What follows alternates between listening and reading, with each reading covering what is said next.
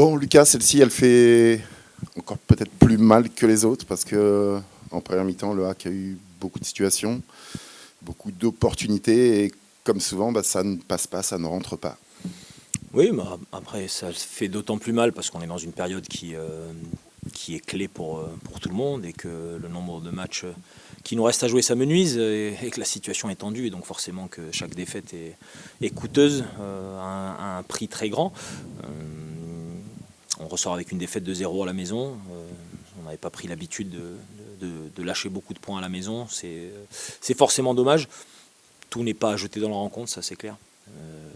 Il y a eu beaucoup de moments qui auraient pu nous être favorables. Je pense qu'effectivement, si on avait marqué ce premier but, on aurait plié le match. Ça n'a pas été le cas, malgré la volonté, malgré le volume de situation. Il y a toujours un petit peu de maladresse, toujours un petit peu d'hésitation dans ces derniers instants. C'est pas forcément une grande nouveauté, mais on aurait, dans les moments importants, pu aussi tenir de l'autre côté et ne pas encaisser ce but clé qui vient après une succession de séquences autour du but montpelliérain mais sans finition. Voilà, on paye très très cher aujourd'hui un peu notre maladresse, notre inefficacité, mais aussi une période où on est un petit peu dans le doute. Comment faire pour secouer ce secteur offensif? Parce que ça fait un moment que le HAC ne fait plus vraiment mal à ses adversaires. Ouais, on fait pas mal, on fait mal dans notre capacité d'arriver dans des situations clés. C'était un des matchs où on est rentré le plus de fois dans le dernier tiers adverse avec vraiment des positions favorables. Nous, on essaye de trouver des solutions, d'alterner les joueurs, de trouver celui qui aura cette détermination, cette force pour finaliser une situation. On a quand même payé relativement cher l'absence de Christopher, parce qu'aujourd'hui, ça aurait été un élément clé dans la partie offensive pour nous apporter des solutions supplémentaires. Mais bon, notre travail, c'est de continuer à trouver des solutions, à voir qui sont peut-être les visages supplémentaires que l'on peut amener sur le front de l'attaque pour nous débloquer des situations. Ça aurait pu venir par un CEPA également, comme ce poteau qui nous enlève finalement ce but qui aurait fait du bien.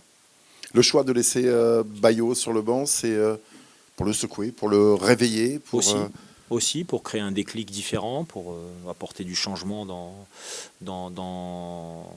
la manière d'aborder le match, mais c'est aussi pour secouer un petit peu tout le monde et donner des opportunités à d'autres joueurs. J'avais notamment la volonté d'avoir un excentré gauche qui soit un joueur de pression, un joueur qui pouvait créer de l'incertitude chez l'adversaire avec beaucoup de volume. Et je pense qu'Emmanuel a réalisé un bon match dans ce qui était attendu, à part les moments clés, les passes décisives et les buts. Quel levier tu peux encore actionner pour modifier changer un peu le décor devant? Changer encore de système. Il nous reste encore quelques garçons qui sont très jeunes mais qui peut-être peuvent apporter quelque chose de supplémentaire.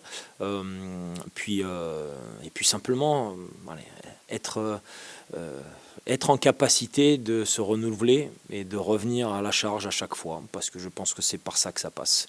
On est dans un moment qui est tendu et difficile.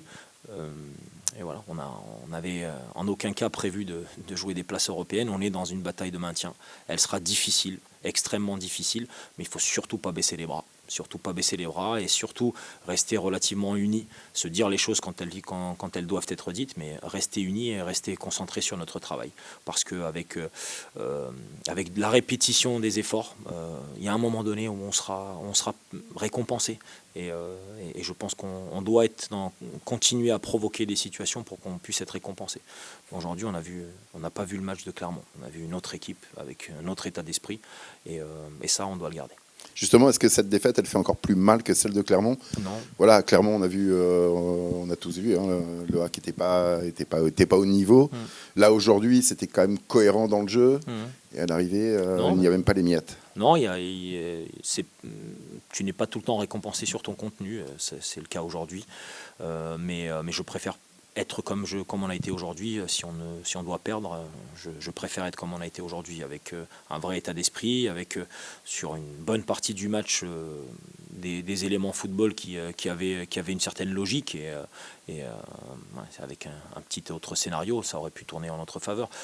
J'ai détesté le match de Clermont et je ne veux absolument pas le revoir.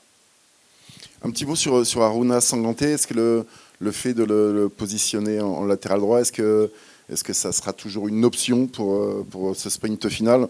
On l'a vu un peu en difficulté face à Clermont, on l'a encore vu un peu en difficulté aujourd'hui. Oui, bah après, avec ballon, il est tout le temps dans la même position qu'il a occupé, qu'il a souvent occupé, c'est-à-dire central droit. Donc, dans les phases offensives, ça ne change pas grand-chose pour lui.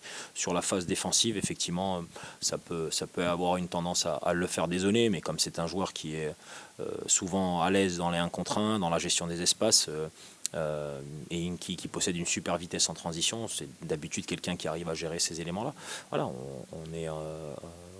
on est sur ce choix-là qui nous a beaucoup de fois aussi aidés.